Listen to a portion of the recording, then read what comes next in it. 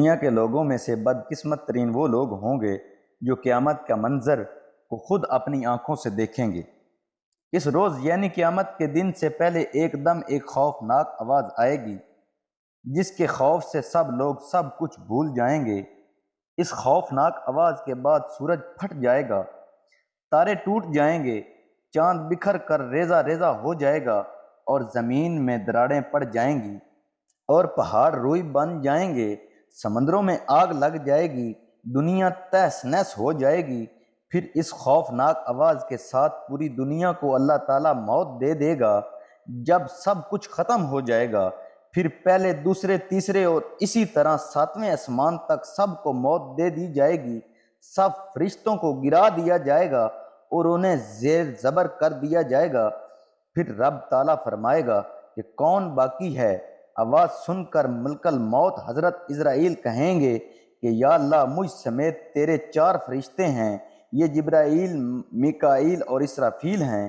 اللہ تعالیٰ فرمائیں گے کہ جبرائیل اور میکائیل مر جائیں۔ اس پر اللہ کا عرش کہے گا یا اللہ جبرائیل اور میکائیل کو بھی۔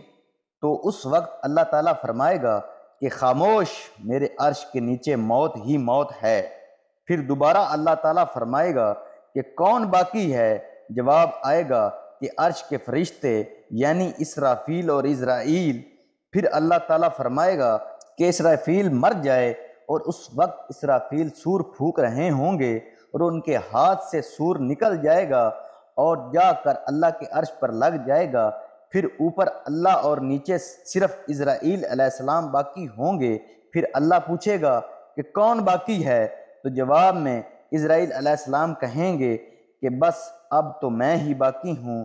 پھر اللہ تعالیٰ فرمائے گا کہ جا تو بھی مر جا، تو بھی میری ایک مخلوق ہے۔ پھر اللہ کہے گا کہ کوئی ہے میرا شریک تو آؤ۔ پھر اللہ تعالیٰ زمین و آسمان کو ایک جھٹکا دے گا اور فرمائے گا کہ میں یکتا ہوں اور میرا کوئی شریک نہیں۔ اللہ اکبر۔ اللہ تبارک و تعالیٰ سے دعا ہے کہ اللہ ہم سب کو ایمان والی زندگی اور ایمان والی موت عطا فرمائے۔